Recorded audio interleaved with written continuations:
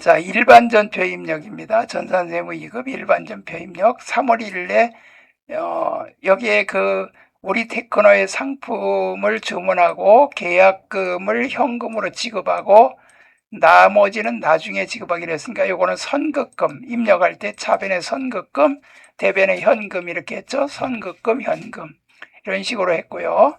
그 다음에 당사는 보이스의 가구에 제품을 공급하기로 계약을 맺고 1,100만 원을 계약금을 보통예금으로 이체받다. 그러면 차변에 보통예금이 들어오고 1,100만 원. 그 다음에 이건 선수금이죠. 그리고 여기 선급금, 선수금 요거 거래처 적어야죠. 보이스 가구 이렇게. 채권 채무는 거래처를 적어줘야 돼요. 선급금 우리 테크노, 이거는 보이스 가구. 그 다음에 당사는 제품을 교환할 수 있는 상품권을 판매하고 이렇게 현금을 획득했다 그러면 여기 현금이 들어오고 대변에 선수금인데 여기는 거래처를 적을 수가 없죠. 왜냐하면 이 상품권은 여러 사람한테 팔았기 때문에 특정인이 아니기 때문에 거래처를 안 적습니다. 그 다음에 이제 3월 2일 날은 회사는 매출처인 인천의 제품 매출에 대한 외상 매출금 500만 원을 보통예금으로 송금받았다. 그래서 여기 외상 매출금을 인천에 대한 거 500만 원을 송금받았는데 여기 보니까 2월 25일에 발생한 이런 조건이에요. 거래에 대한 것으로서 문제는 동공급의 최초 결제일이다. 요거는 15일 내로 N15는 15일 내로 갚는 거고 만약에 10일 내로 갚으면 2% 깎아준다 이 뜻이거든요. 그러면 2%는 2호는 10이니까 10만 원 깎고 나머지 490만 원이 보통예금으로 들어온 거죠. 이건 매출 할인인데 여기 제품 매출이기 때문에 여기에 매출 할 찍으면 이렇게 매출 할인이 종류가 여러 개가 있어요. 우리는 요 두 개만 생각하시면 돼요. 두 개. 상품 매출, 제품 매출. 이렇게. 자, 그 다음에 민국으로부터 외상 매입한 품질 불량으로 애누리 받은 금액 50만 원이 있다. 외상으로 매입했으니까 이거 애누리 받으니까 차변에 외상 매입금이 없어져요. 민국 기업 50만 원. 그리고 요거는 매입 환출 및 애누리라는 계정을 써도 되고 또는 상품으로 써도 됩니다. 간단하게 그냥 상품으로 분개해도 돼요. 자, 그 다음에 이제 3월 3일 날 운전자금 확보를 위해 주거래처인 울산으로부터 매출대금으로 받은 약소금 3천만 원을 세종은행에서 할인하고 할인료를 차감한 잔액을 현금으로 수령하다. 어음할인은 매각거래예요. 그러면 여기 대변에 받으러움이 3천만 원이 나가고 그 다음에 요 50만 원은 50만 원이죠. 50만 원. 요 50만 원은 매출 채권 처분 손실이고 그러면 이거는 2,950만 원이 현금으로 들어오죠.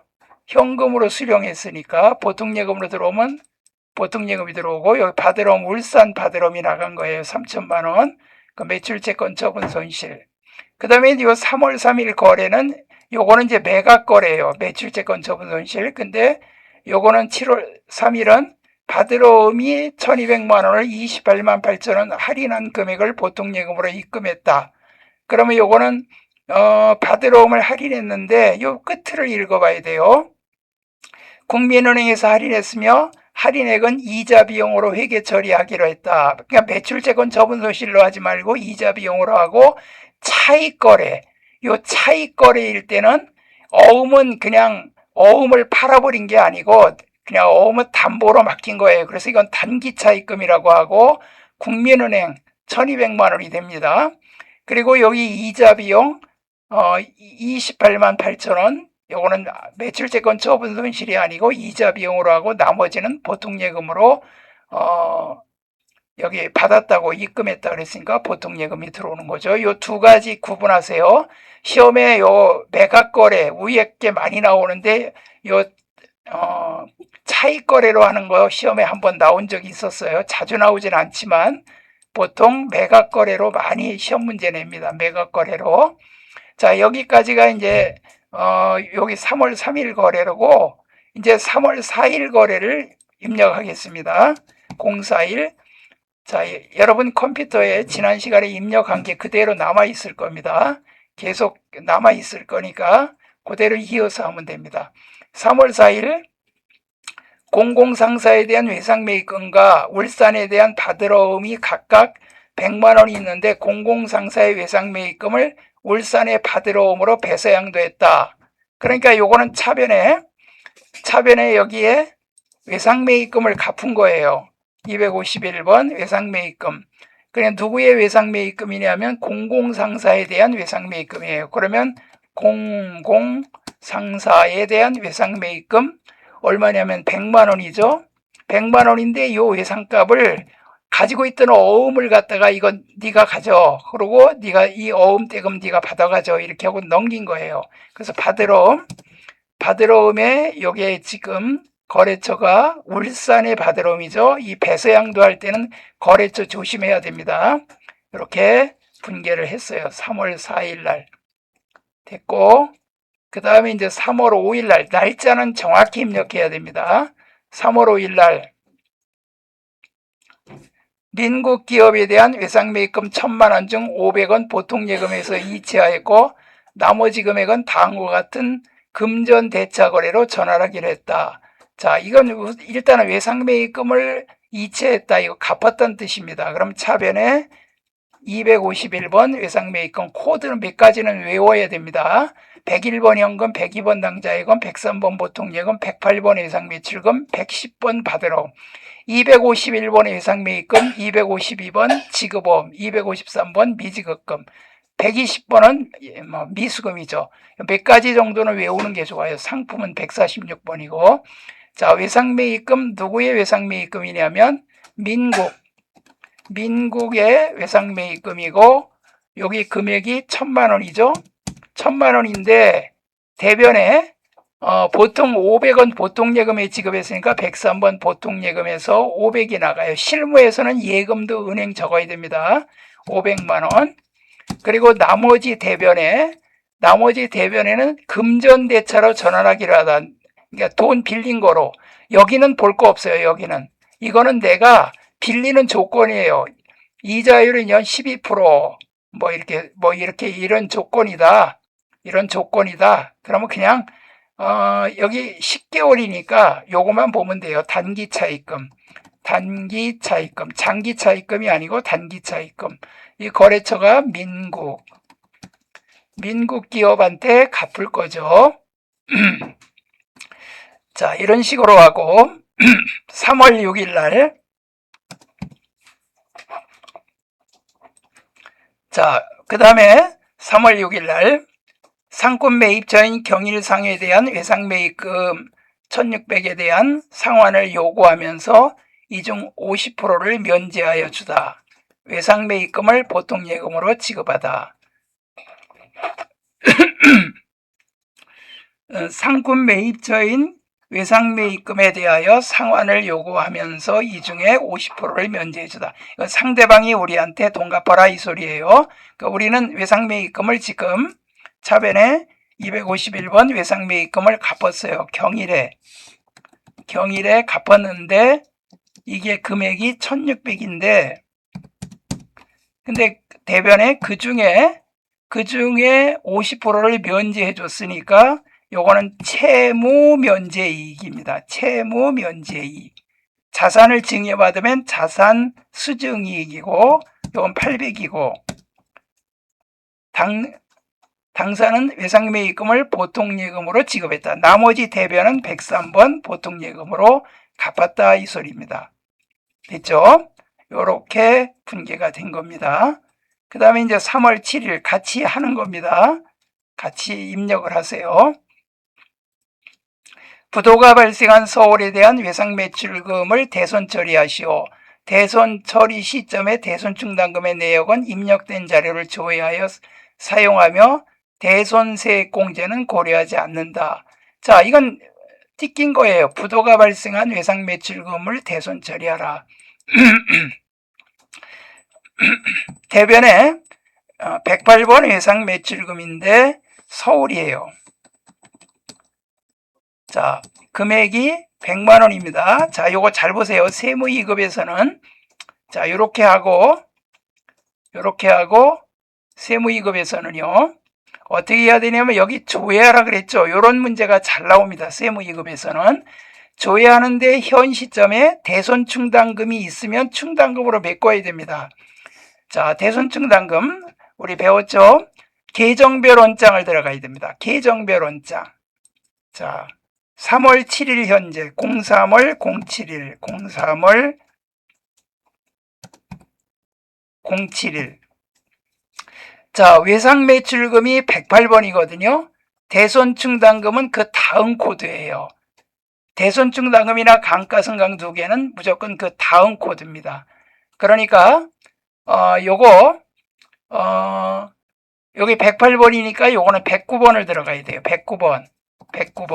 자, 그러면 여기 160만 원이란 잔액이 있어요. 그럼 충당금이 이 외상 매출금에 대한 대손 충당금이 충분합니다. 받으러옴에 대한 대손 충당금은 111번이고 이거는 160이니까 지금 100만 원 띠꼈지만 요 160만 원 갖고 그 중에서 100만 원을 메꿀 수가 있기 때문에 요거는 그냥 차변에 대손 충당금 109번 외상 매출금이니까 109번 그래서 100만 원 이렇게 해주면 끝나는 거예요.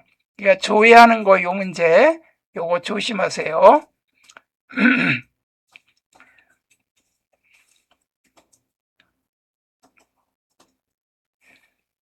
그 다음에 3월 7일 날 당사는 항공물류에 대한 단기대여금을 회수불능 채권으로 보아 전액 대손 처리하였다. 대손 충당금 잔액을 또 조회하려네요. 자, 그러면 대변에 단기대여금 자 114번이네요. 자, 누구냐면 한국물류 여기에 한국물류 두 번째 자, 금액이 얼마냐면 1000만 원 1000만 원이 띠꼈어요. 자, 그러면 차변에 요 114번의 다음 코드인 115번을 또 역시 계정별 원장을 아까처럼 조회를 해야 돼요. 자, 날짜는 요 시점의 날짜 03월 071 03월 071 그리고 지금 이게 114번이니까 지금 요게 114번이니까 115번을 조회를 하시면 돼요. 115번 자, 700만 원 있네요. 여기 지금 1000만 원 띠꼈는데 대손 충당금이 700이 있으면 700만 원만 메꿔줘야 돼요. 모자라 대손 충당금이. 그러면 여기 차변에 예? 근데 거래처 자체가 조회가 안 되는 이건 거래처하고는 상관없어요. 단기 대여금에 대한 대손 충당금은 이 거래처 저 거래처 어느 거래처든 띠끼면은 단기 대여금에 대한 115번의 대손 충당금은 다 쓸 수가 있어요. 아니 대손 충당금 그 정도 대여금의 대손 충당금이 얼마로 조회됐죠? 방금 전에 700으로 조회됐죠? 그러면 이거 115번 여기에 115번을 찍고 700을 여기다가 이렇게 찍어주세요. 그럼 이제 모자라는 건 차변에 대손상각비, 대손상까지 찍으세요. 대손상각비. 아니야, 이거 대손상각비 아니야. 아니야, 이건 기타의 대손상각비. 이거로 해야 돼요. 영업이익, 이거 기타 채권이잖아, 단기대여금은.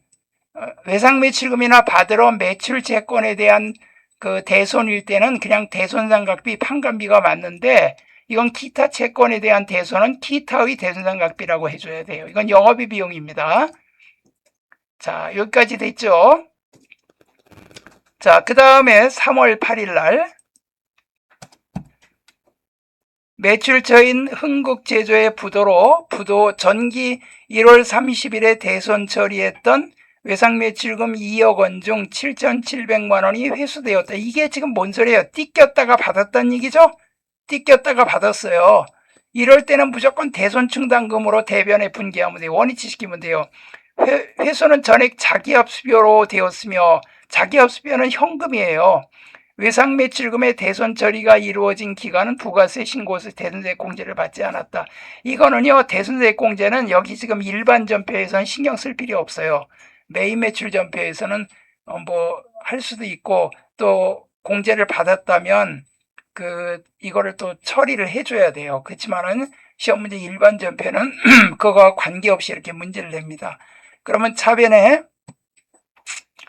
101번 현금 7,700만 원, 그리고 대변에는 대손충당금이 원위치 돼야 돼요. 외상매출금 띠꼈다가 받으면 외상매출금 대손충당금은 108번이 외상매출금이니까 이거는 109번이 돼요.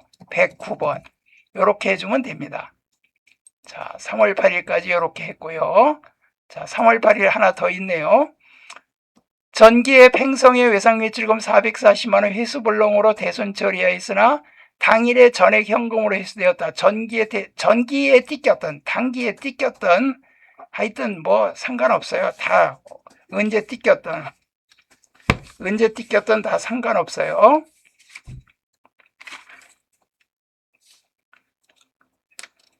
그런데 여기서 이제 문제가 다른 점이 뭐냐? 다른 점이 뭐냐? 이거예요. 이거. 대손 확정 시 대손 요건 충족으로 대손세액 공제를 받은 바 있다. 그랬어요. 대손세액 공제를 받은 바 있다. 그러면 대손세액 공제를 받으면 요만큼은 면제를 받았던 거니까 이걸 다시 되돌려 놔야 됩니다. 되돌려 놔야 되기 때문에 이거는 부가세 예수금, 여러분들 제가 부가가치세 설명할 때 세무서에 낼 거는 부가세 예수금이고, 그 다음에 공제받을 건 부가세 대급금이죠. 그러니까 이걸 내야 됩니다. 자, 우선 일산 분기하고요. 회수불능 채권으로 대손 확정 시 대손요건으로 충족을 받았다. 부가세 포함이 440이에요. 당일 현금으로 들어왔으니까 우선 쉬운 것부터 차변에 101번 현금이 얼마? 440만원. 그리고 대변은 여기에 대손 처리했던 걸 받았으니까 대손 충당금인데 외상값에 대한 대손 충당금이었으니까 109번을 요거 440으로 하면 안 돼요. 400만 원만 해줘야 됩니다. 그리고 대변의 나머지는 부가가치세 예수금은 내가 맡아가지고 있는 거다. 나 세무서에 낼 돈이라 이 소리예요. 예수금은. 이렇게 부가세 공제를 받았을 때, 대손세 공제를 받았을 때는 부가세를 면제받았기 때문에 다시 되돌려서 세무서에다가 내야 됩니다. 띠꼈다 받았으니까. 자, 여기까지 했죠.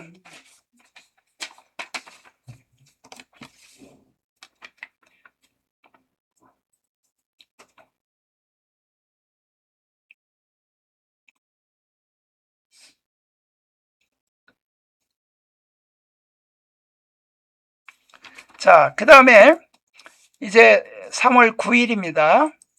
09일 날. 3월 09일 날.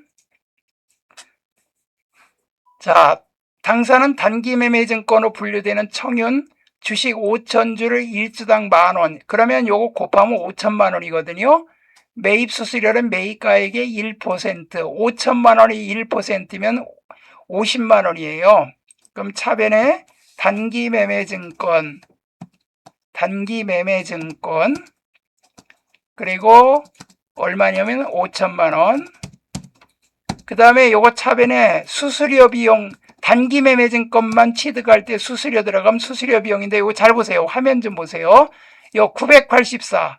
이거는 영업의 비용입니다.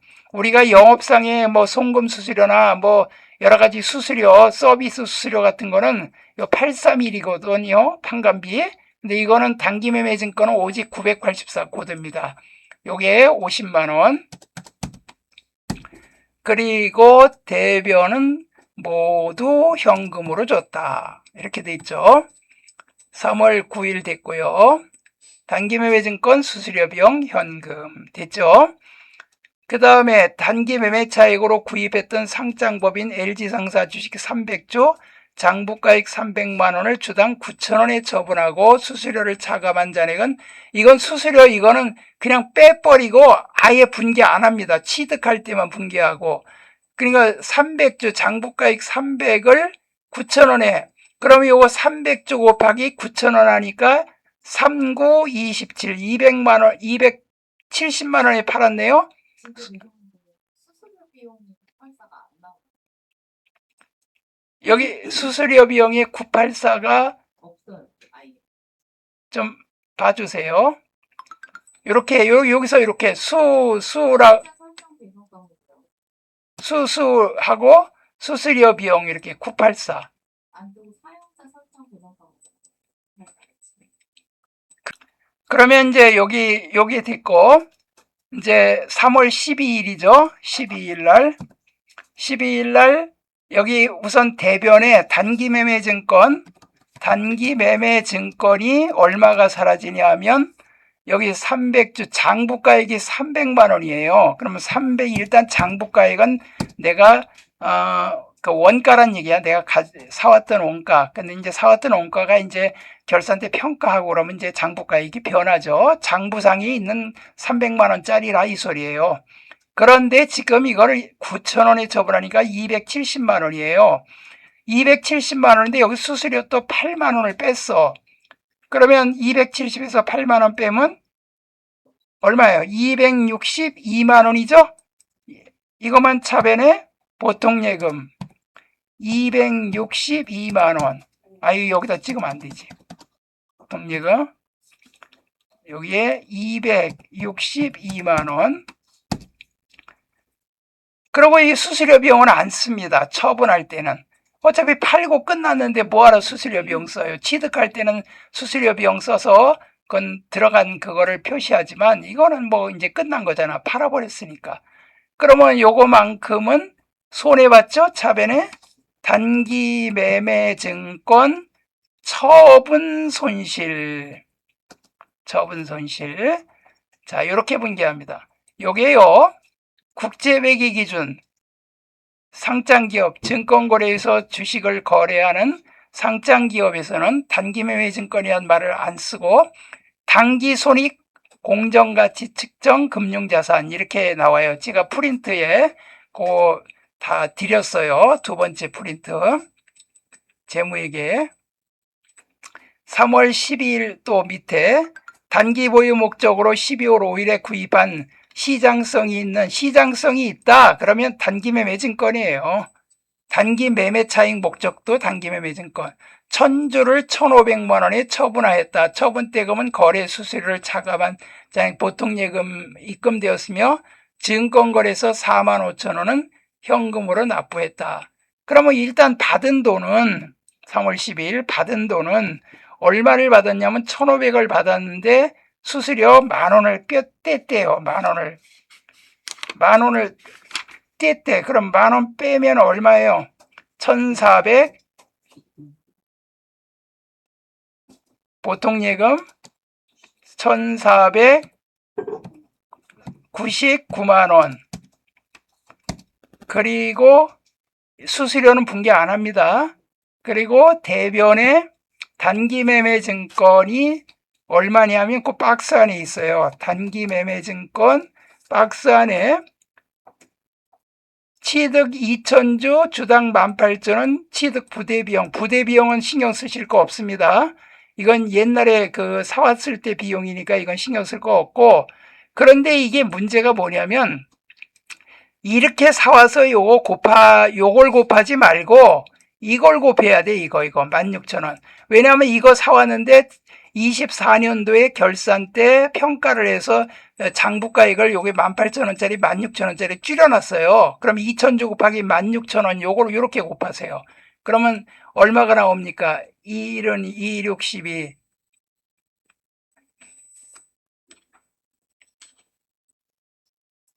근데 이게 지금 몇 주를 팔았어? 1,000주를 팔았잖아. 2,000주 중에 1,000주만 팔았지? 2,000주 다 팔은 게 아니죠? 그러니까 여기 1,000주에다가 16,000원 곱하니까 1,600만 원. 1,600만 원. 자, 그 다음에 또 대변에 여기 그 증권거래소 현금으로 납부했다 그랬죠? 101번 현금. 요거 얼마를 납부했냐면 45,000원. 납부했고 그냥 나머지는 증권거래소 분개 안 해요. 그냥 이것도 분개 안 해. 끝난 거니까. 이 차이 어디가 많아요? 대변이 많죠? 그럼 차변에 단기 매매 증권 처분 손실. 처분해서 손해봤다. 105만 5천원.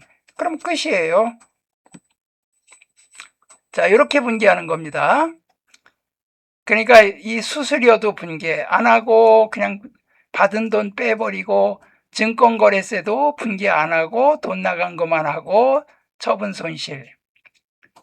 내가 돈 나가고 이렇게 한 거 다 빼고 진짜 손해본 건 이거지. 자, 이제 여기까지 하셨으면 요 다음 문제를 봅시다. 3월 13일 당사가 장기 투자 목적으로 보유하던 상장 주식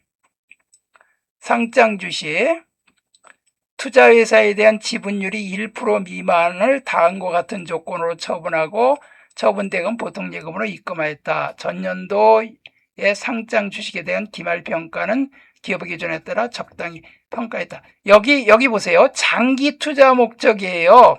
그러면 이건 매도 가능 증권이에요. 특히 지분율이 1% 미만이면 그냥 매도 가능 증권이에요. 지분율이 20%가 초과된다. 그러면 관계회사 주식이라 그래야 돼요. 관계회사 주식이라 그래야 돼요. 근데 이거는 1% 미만이니까 매도 가능 증권인데, 자, 요거 13일이죠. 대변에 매도 가능 증권이 나가야 돼요. 매도 가능 증권 여기 보세요. 요 화면 보세요. 두 개가 있죠? 장기 투자, 요거는 단기예요. 요건 장기 밑에 거를 해야 됩니다. 만기 보유 증권하고 매도 가능 증권 다 장기 여기 때문에 요 두 번째 걸 해줘야 돼요. 그래서 금액이 얼마가 되느냐 이게 중요합니다.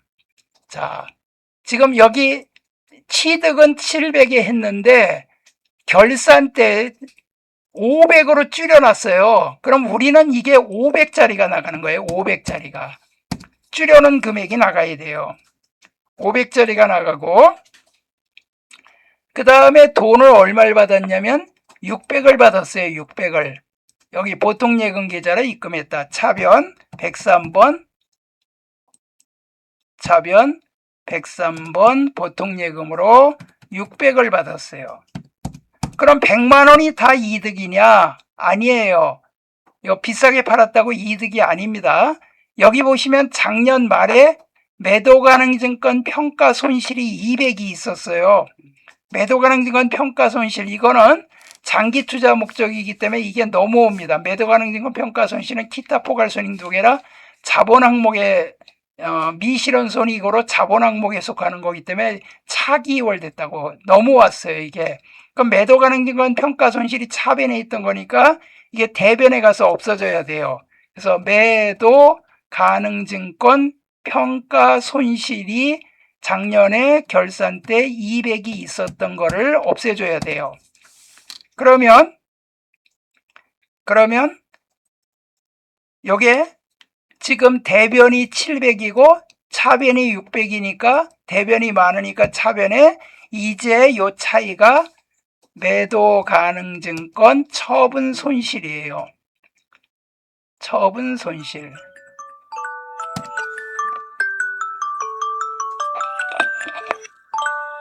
그러면요 3월 14일 날짜 고치고요. 자, 서울상사에서 발행한 3년 만기 채권을 다음과 같이 구입했대요. 채권 구입했대. 3년 만기가 3년이에요. 당 채권은 만기까지 보유할 의도 및 능력을 가지고 있다. 요거 만기까지 보유한다 그러면요 만기 보유 증권이에요. 만기 보유 증권이 여기 보세요. 요 화면 보세요. 두 개 있죠? 두 개. 밑에 거예요. 밑에 거. 위에 거는 유동자산 1년 이내 보유한 거고 요거는 유동자산 밑에 겁니다. 자, 금액이 얼마냐면 자, 여러분들 그 단기 매매 증권만 취득할 때 수수료 비용 따로 쓰고요. 다른 그 매도 가능 증권이나 만기 보유 증권은 수수료 가산합니다. 요거 다 합쳐야 돼. 이렇게 합쳐야 돼. 그래서 103만 원으로 분개해야 돼요. 그래서 요거 103만 원. 이렇게 103만 원으로 분개를 해줘야 돼요. 그리고 대변에는 뭐로 샀대요? 보통예금에서 이체했대. 그럼 대변에 103번 보통예금. 그럼 끝이에요. 자, 이제 3월 거래 끝났죠? 이제 4월 거래에 넘어갑니다. 04월 011. 이거 지금 책 뒤에 해답 다 있어요. 있는데 해답 보면서 하면 효과가 떨어지니까 직접 이거 문제를 같이 보면서 하자고요. 3월 15일에 수입했던 원재료에 대해 다음과 같은 비용이 보통예금에서 지급했다. 자, 이거는 보통예금에서 지급했대요. 원재료를 샀대요. 원재료. 우리 그 전산 세무 2급이나 전산회계 1급 이상은 다 제조업 중심으로 지금 공부하는 거거든요. 그건 차변에 이거는 원재료 살 때 들어가는 거는 원재료에 가산합니다. 통관 수수료, 그 다음에 운반 비용 다 취득할 때 들어가는 비용 다 가산합니다. 그래서 이거는 원재료 들어가고 금액이 45,000원. 그리고 대변에는 보통예금. 이런 건 쉽죠? 자, 그 다음에 4월 2일 날 빚으로부터 투자 목적으로 사용할 토지 20만 원에 현금으로 매입하였다. 당일 취득세와 등록세를 현금으로 납부했다. 투자 목적으로. 그럼 4월 2일 날입니다. 투자 목적으로 사용할 토지를 현금으로 매입했다. 당월 취득세와 등록세. 토지 원가에 가산해야죠. 차변에 토지. 자, 토지가 금액이 얼마냐면 2억인데 2억 1천만 원. 2억 1천만 원. 2억 1천만 원. 그리고 대변에 현금으로 매입하고 현금으로 줬으니까 101번 현금. 이 K11이요. 이렇게 요 밑에 찍으면 요 자동으로 숫자가 찍히거든요. 더존 프로그램은 요 숫자 밑에 것까지 찍어야 돼요. 더존은. 자, 4월 3일 날 해리 상사의 투자 부동산을 전부 2억 5천에 매각하면서 대금은 약소금을 받았다. 그러면 여러분 여기서 약소금 받았으면 여러분 생각에는 받으러옴으로 할 것 같죠? 받으러옴이 아니에요. 투자 부동산 이런 거 상품이나 제품 매출을 하고 어음을 받아야 받으러옴이에요. 상품 매출, 제품 매출만 받으러옴이고 그 밖에 거는 요거는 미수금이에요. 미수금. 차변에 돈 안 받은 거예요. 어음은 그냥 담보예요. 120번 미수금. 거래처는 해리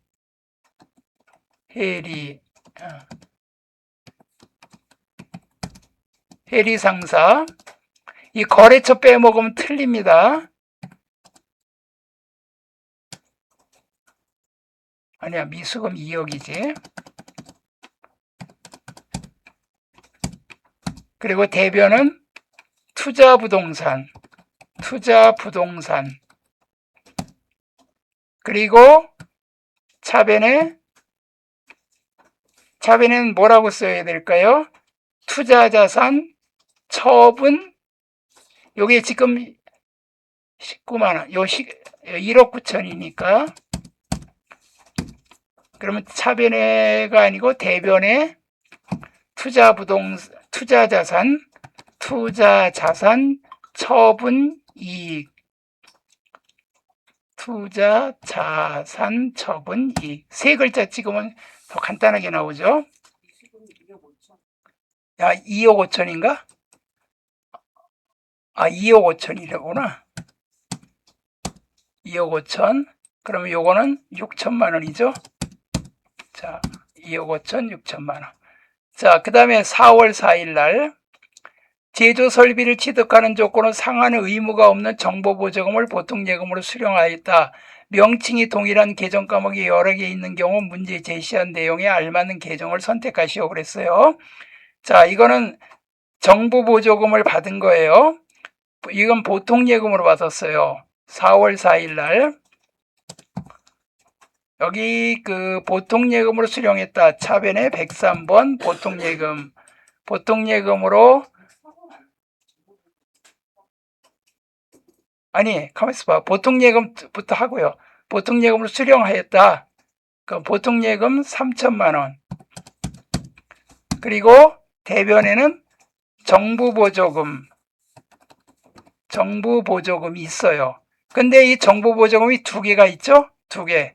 이 두 개 있는데 지금 이거는 보통예금으로 받은 건데 이 보통예금 중에 이 정부보조금은 국가에서 정부에서 받은 거란 표시라고 해서 요 옆에 있는 걸 보고 요 104번을 선택해야 되게.